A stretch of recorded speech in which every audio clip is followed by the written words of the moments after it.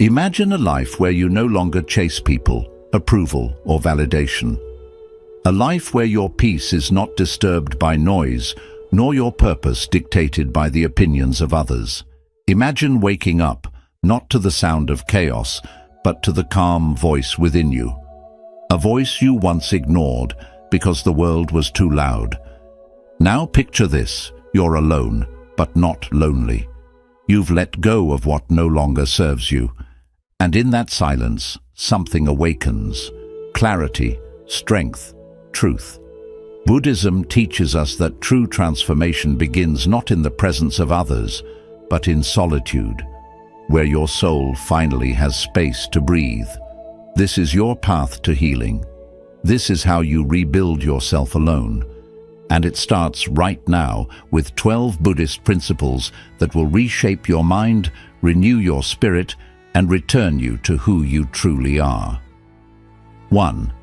Detach from the illusion of control. Most of our suffering comes from trying to control things we were never meant to. We want people to behave a certain way. We want life to go according to our plan. We expect situations to unfold exactly how we imagined. And when they don't, we feel frustrated, anxious, or defeated.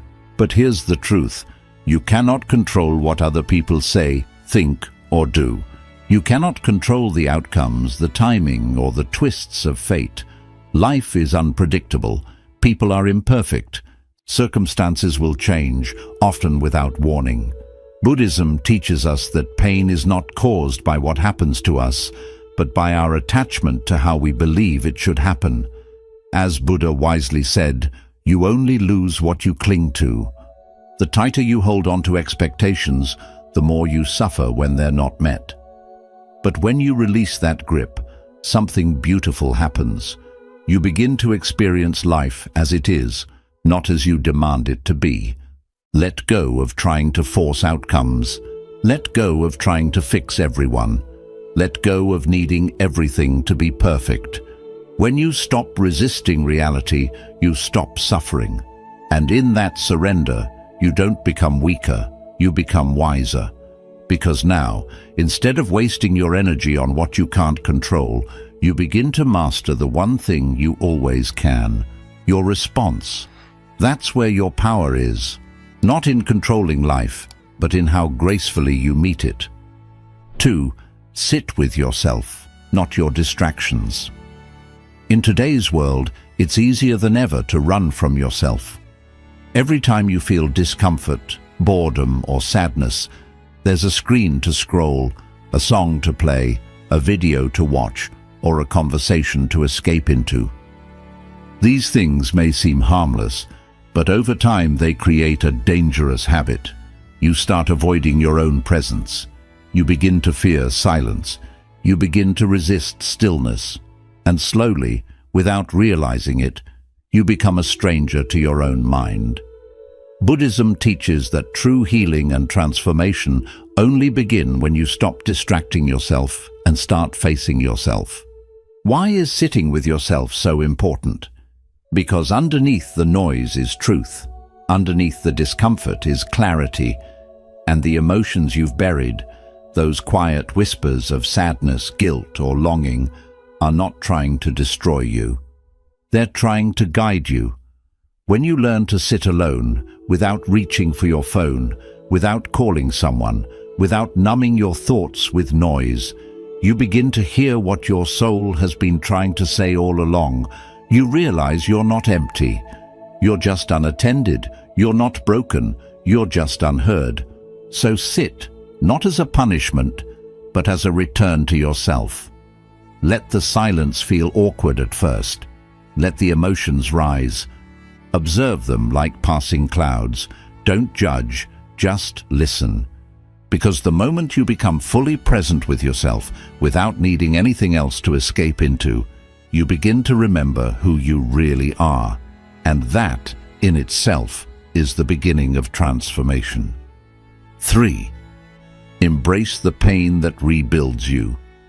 Most people run from pain. It's natural. We think pain is something bad, something to avoid, something to fix as quickly as possible. But in Buddhism, pain is not the enemy. It's a messenger. It's a mirror. It's the crack through which light enters the soul. The truth is, growth never feels like comfort. It feels like loss, like confusion, like everything falling apart. But just like a seed must break open before it can grow into a tree, you must allow parts of yourself to break so you can rise into someone greater. Pain is not here to punish you. It's here to reshape you. When you sit with your suffering instead of numbing it or escaping it, you begin to understand its wisdom. That heartbreak, it showed you what you truly value. That failure, it taught you resilience you never knew you had. That silence, it brought you face to face with the parts of yourself that need healing. You can't rebuild yourself if you're always hiding from what hurts. And here's the shift. Instead of asking, "Why is this happening to me?" ask, "What is this trying to teach me?" This change in mindset turns pain into power. The most peaceful people you'll ever meet are not the ones who never suffered.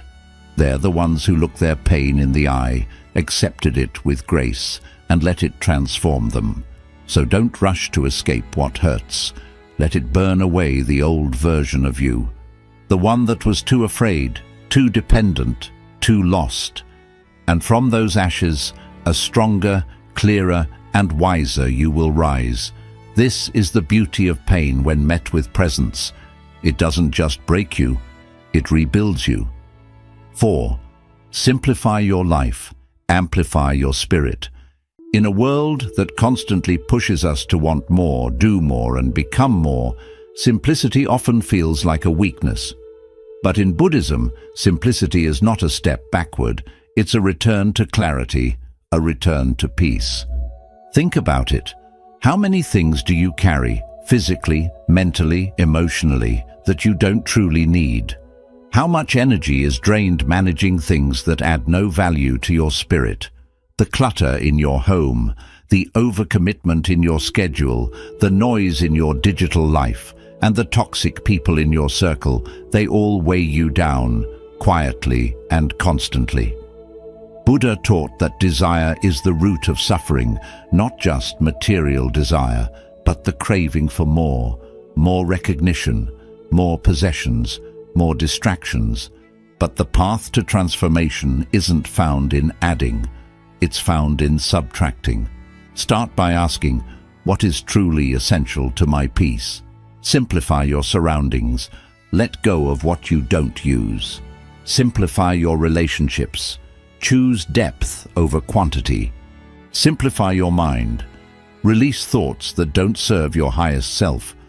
When you begin to live with less, you actually feel more space to breathe, more time to reflect, more energy to grow. Simplicity doesn't mean you give up joy. It means you stop chasing what doesn't bring real joy in the first place. It creates a sacred space inside you where your spirit can rise, uninterrupted by noise or pressure. So, slow down. Clear the excess. Let your life become quiet enough that you can hear your soul again. Because the more you simplify, the more you amplify who you truly are. 5. Become the observer, not the reactor. One of the greatest teachings in Buddhism is this: you are not your thoughts and you are not your emotions. You are the one who watches them. But most people forget this. Sometimes something triggers them, a rude comment, a moment of fear, a painful memory, and they react without thinking. Anger takes over. Anxiety floods the mind. Sadness pulls them down. And before they know it, they're doing or saying things that only create more suffering. Buddhism teaches a different path, a path of awareness, a path of stillness. Instead of being pulled by your emotions, learn to observe them. Like clouds drifting across the sky, emotions come and go. You don't have to chase them. You don't have to become them. You simply watch. You breathe. You stay still. This is not easy at first. The mind wants to react. The ego wants to fight. The pain wants to scream. But when you pause, you give yourself power. You shift from automatic reaction to conscious response. And in that space between the trigger and your action, you find freedom. Here's the truth. Anger is not the enemy. Fear is not the enemy. Even sadness is not the enemy. The real danger is losing yourself inside of them. So practice becoming the watcher of your mind. When anger rises, say, anger is here. When fear appears, say, I see you, fear, and then breathe. Don't push it away. Don't fight it. Just let it pass, like a wave rolling over you. Not through you. This is emotional mastery. This is how you stop being a victim of your mind and start becoming the master of it. Because the strongest person is not the one who reacts the fastest. It's the one who stays still long enough to choose peace over chaos. Be the observer, and your whole life will begin to change. 6. Let go of the self that no longer serves you. We all carry a version of ourselves that was shaped by pain, fear, rejection, or past experiences. Maybe it's the not good enough version, the always fails version, the one that was criticized, betrayed, abandoned, or told they were too much, or not enough. And over time, without realizing it, you begin to identify with that self. You start believing that's who you are. You say things like, I'm just an anxious person. I always mess things up. This is just the way I am. But Buddhism teaches something powerful. There is no fixed self. The self you believe you are is not permanent. It can change. It can evolve. It can be rebuilt. Yet in order to become someone new, you have to be willing to let go of the version of you that no longer serves your highest good. Let go of the self that doubts. Let go of the self that shrinks to fit in. Let go of the self that keeps reliving the same story of pain. You don't need to hate that version of you. It was doing its best with what it knew. It helped you survive. But now, you're ready to grow. And growth means releasing the identity that was built on wounds, so you can step into one built on wisdom. This transformation doesn't happen all at once. It happens when you choose, moment by moment, to act like the person you want to become, not the one you've been. You start speaking kindly to yourself. You stop repeating stories that hurt. You walk with your head higher, not out of pride, but because you've remembered your worth. Letting go of the old self isn't about becoming someone else. It's about returning to who you were before the world told you who to be. So breathe deeply. Forgive the past version of you. And with every step forward, remind yourself, you are allowed to grow beyond who you once were. 7. Learn the power of walking alone. There will be moments in life when you feel abandoned, misunderstood, or completely alone. Friends fade, relationships fall apart, support disappears, and you're left wondering, why is no one here? But what if that loneliness is actually sacred? In Buddhism, solitude is not something to fear, it's something to honor. Because when you walk alone, without the noise, without the influence, without the pressure to be someone for others, you begin to meet the most important person in your life, yourself. We live in a world that constantly tells us to stay connected, but connection without self-awareness leads to confusion. You begin to live for others, say yes when you mean no, and shape yourself to fit their expectations. In solitude, that illusion falls away. You begin to hear your own thoughts again.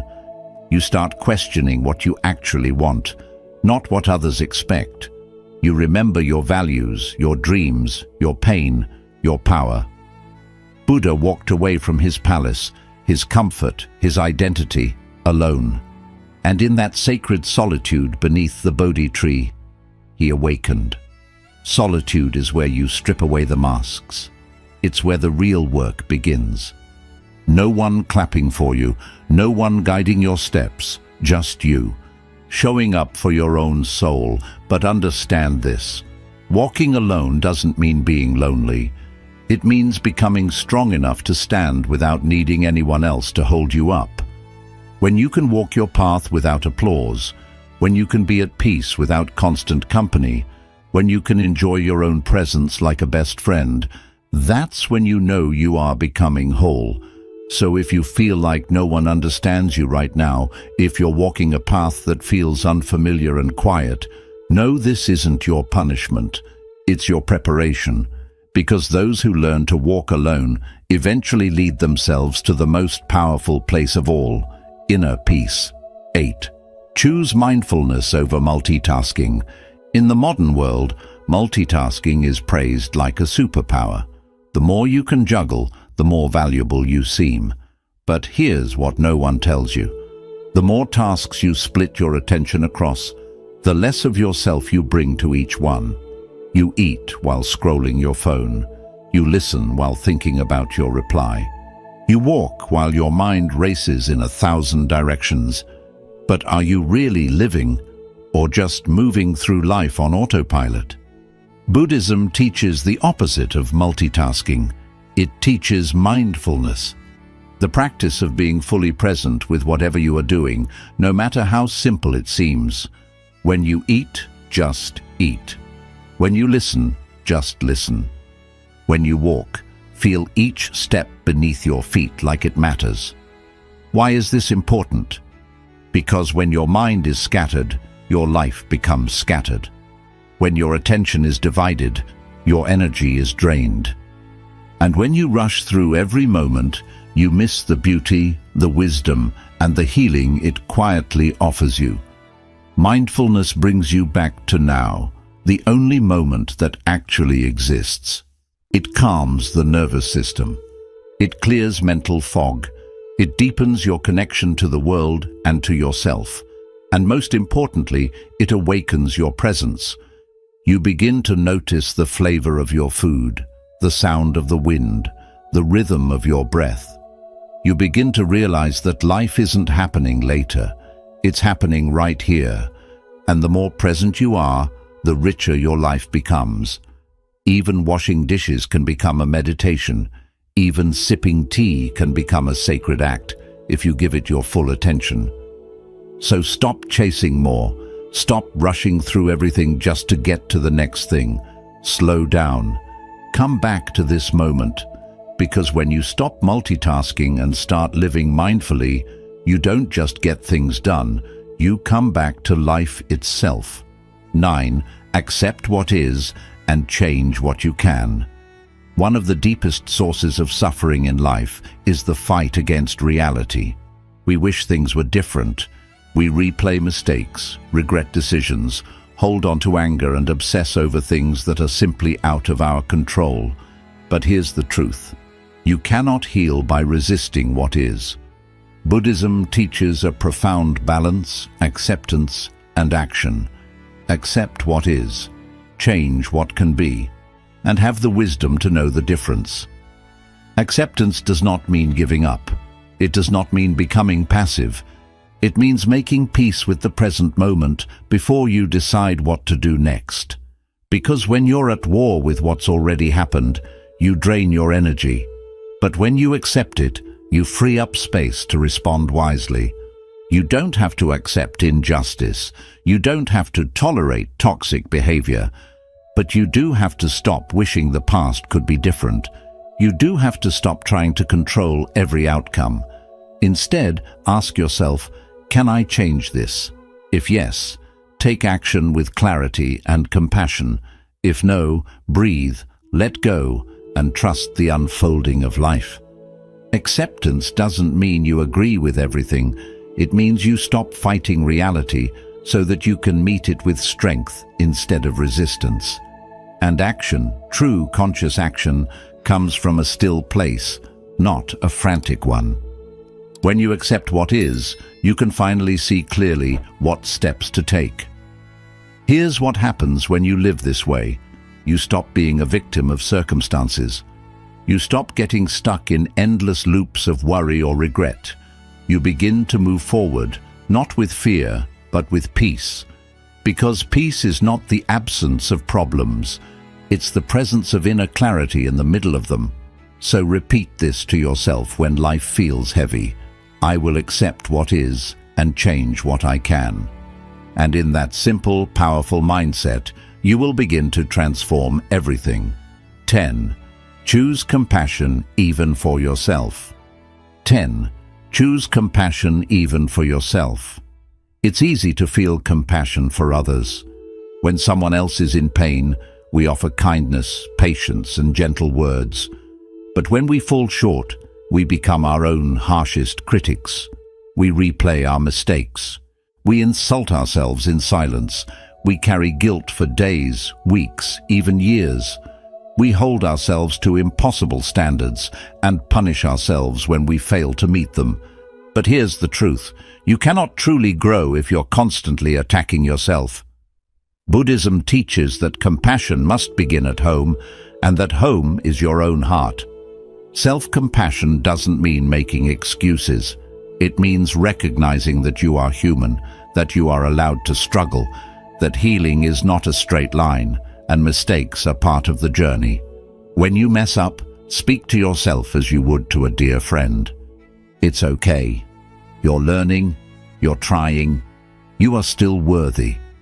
Because the voice you speak to yourself with becomes the environment your soul lives in. If that voice is harsh, your spirit hides. If that voice is kind, your spirit blooms. Think of a child learning to walk.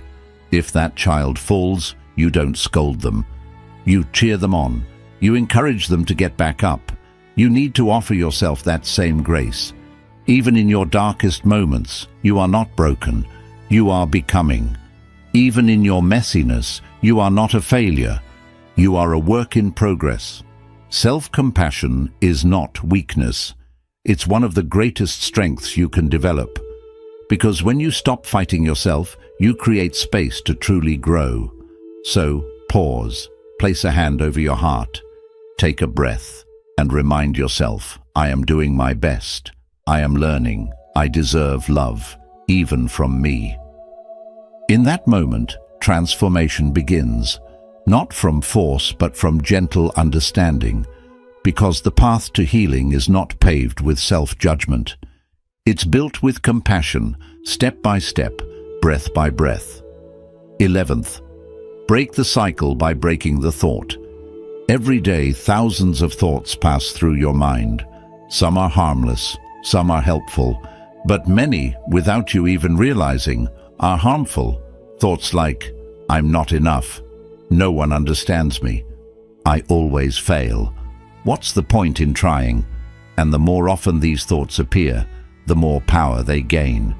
You don't just think them, you start to believe them. And once belief takes root, it begins to shape your choices, your actions, your energy, and ultimately, your life. Buddhism teaches that our reality is created by our thoughts. The Buddha once said, "We are what we think." All that we are arises with our thoughts. With our thoughts, we make the world. This means that the life you are living right now is a reflection of the thoughts you have consistently believed. If your thoughts are fearful, you move through life cautiously, always expecting the worst. If your thoughts are filled with anger, you carry that weight into every conversation. If your thoughts are rooted in lack, you never feel like what you have or who you are is enough. But here's the good news. Thoughts are not permanent. They are habits, patterns. They are like grooves in the mind, carved by repetition. And what has been programmed can be reprogrammed. The key is awareness. You must begin to watch your thoughts, not blindly follow them. When a painful or limiting thought arises, pause. Don't react. Don't obey it. Instead, ask yourself, is this thought true? Is this thought helpful? Is this thought leading me where I want to go? Most of the time, you'll realize it's just an old loop, an outdated story your mind keeps telling because it's familiar, not because it's real. For example, when the thought appears, I always mess things up. You can catch it and say, that's a pattern, not a truth. I've made mistakes, but I've also learned. I've grown.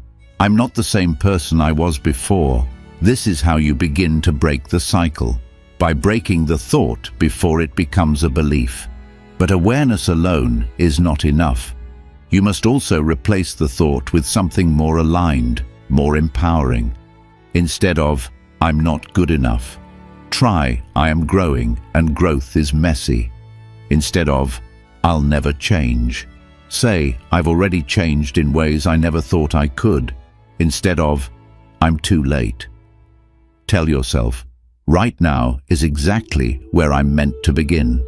This isn't toxic positivity, it's conscious mental training. It's about choosing thoughts that support your healing rather than sabotage it. Just like your body needs clean food to grow, your mind needs clean thoughts to thrive. You also have to be patient. These thought loops weren't created in a day. They were built over years through repetition, trauma, pressure, and pain. So be gentle as you begin to rewire your mind. Every time you interrupt a limiting thought, even once, you weaken its grip. Every time you choose a new thought, you strengthen a new pathway in the brain. This is neuroplasticity, the mind's ability to change itself. And Buddhism understood this long before modern science did. Meditation is one of the most powerful tools in this process. When you sit in stillness, you start to notice the noise in your head. You start to see the same thoughts rising again and again, and in that stillness, you gain space. The space to choose, to let go,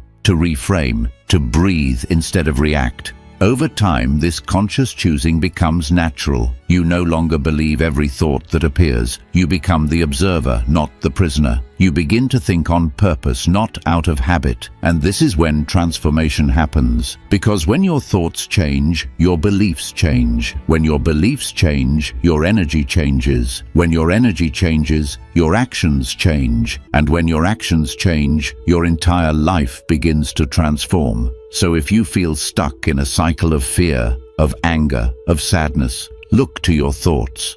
What stories are you telling yourself? What assumptions are you clinging to? What labels have you outgrown? And most importantly, what new thought will you choose today? Because healing doesn't begin with a new job, a new person, or a new environment. It begins with a new thought. So break the cycle, catch the thought, challenge it, replace it. And with time, your mind will no longer be a battlefield. It will become your greatest ally. 12. Return to the breath. It is your anchor. In every moment of chaos, confusion, fear, or uncertainty, there is one thing that is always with you, always available, and always powerful enough to bring you back to peace. Your breath. It sounds simple. Too simple, maybe. But in Buddhism, the breath is far more than just air moving in and out of your lungs. It is your anchor to the present moment, the doorway to awareness, and the bridge between your body, mind, and spirit. When life becomes overwhelming, your mind tends to run in every direction. It pulls you into the past, replaying what went wrong. It jumps into the future, imagining worst-case scenarios. It creates fear, tension, panic. And before you know it, you're no longer present. You're caught up in thoughts that don't help you. But your breath is always here, in the present. It doesn't exist in the past or the future. It only lives now, in this very moment. So when you focus on your breath, you guide yourself back to peace, to presence, to life. Buddhist monks have practiced breath awareness for thousands of years to build mindfulness and inner calm. Why? Because wherever you are, whatever you face, your breath is always with you. You don't need tools, money, or anyone's permission. You only need the willingness to pause and return. When you give attention to your breath, something changes. Your nervous system starts to settle. Your thoughts begin to slow. Your heartbeat softens. You stop getting caught in life's storms, and instead, you become the calm within them. Try this right now. Take a slow, deep breath in. Hold it for a moment. Now, breathe out gently. Do it again, but this time, pay attention. Notice the air entering your nose. Feel your chest rising. Feel the breath leaving your body like a wave flowing back to the sea. This simple awareness may seem small, but it holds great power, because here's what you start to see. You are not your thoughts. You are not your emotions. You are the one breathing beneath them all. When anger appears, come back to the breath. When sadness visits, come back to the breath. When anxiety tightens your chest, come back to the breath. It may not change the situation, but it gives you clarity, space, and calm to handle it better. The breath is also closely tied to the energy in your body. In Buddhism, it is said that your breath carries prana, your life force. When your breathing is shallow and uneven, your energy feels scattered and weak. But when your breath is deep and mindful, your energy feels steady, strong, and grounded. Yet many of us live without knowing this power. We often breathe without thinking, fast and shallow, especially when we're stressed. But when you start breathing with awareness and intention, you're not just calming down. You're actually reprogramming your entire mind and body system. That's why breathwork and meditation aren't just spiritual practices. They are powerful tools for emotional healing, stress relief, and even better physical health. Science supports this too. Research shows that mindful breathing lowers cortisol, the stress hormone. It also improves heart rate variability, which helps build emotional strength, boosts the immune system, and sharpens mental clarity. But beyond what science says, there's a deeper truth. Your breath connects you to life itself. The very first thing you did when you were born was inhale. The last thing you'll do when you leave this world is exhale. And every breath in between is a chance to start again. So when life feels heavy, when your mind is overwhelmed and your soul feels lost, don't search outside for comfort. Just pause, close your eyes, gently place your hand on your heart, and breathe. Let your breath become your prayer. Let it carry your pain away. Let it remind you that you are here, you are alive, and this moment is enough. Make it your daily habit. Breathe in the morning before the world reaches you. Breathe in the evening after the day's noise fades. Breathe between tasks, before you react, before you speak. Just breathe. Even one conscious breath can change your entire state of being. Because when you learn to control your breath, you start to control your mind. And when you master your mind, you become free. Not because the world has changed, but because you have changed within it. So keep returning to the breath again and again. Let it be your anchor when everything else feels uncertain. Let it be your teacher, your guide, your quiet sanctuary. In the stillness between each inhale and exhale, you will find yourself, not the version shaped by the world, but the version that was always there, calm, present, whole. And that is where your true transformation begins. In a world that constantly pushes you to move faster, achieve more, and be everything at once, Buddhism gently whispers something different. Slow down, be still, and look within. Because the transformation you're searching for won't come from the outside. It won't be found in praise, in people, or in possessions. It begins in solitude, in silence, in the choice to rebuild yourself on your own. These 12 principles are not just thoughts, they are invitations to let go of control, to sit quietly with yourself, to hear the wisdom hidden in your pain, to clear the clutter from your life, to respond instead of reacting, to release who you used to be, and to walk alone with strength, to live with mindfulness and intention, to accept what you cannot change, to show yourself deep compassion, to break the mental patterns that hold you back, and to return again and again to the breath that grounds you. You are not broken. You are becoming. You are not behind. You are awakening. So trust this journey. even when it feels quiet, even when it feels lonely, even when it feels hard, because the strongest version of you isn't found in the crowd. It's built in the silent moments when no one is watching, when you choose to rise, rebuild, and return to your true self. Walk this path with courage, and may peace follow each step.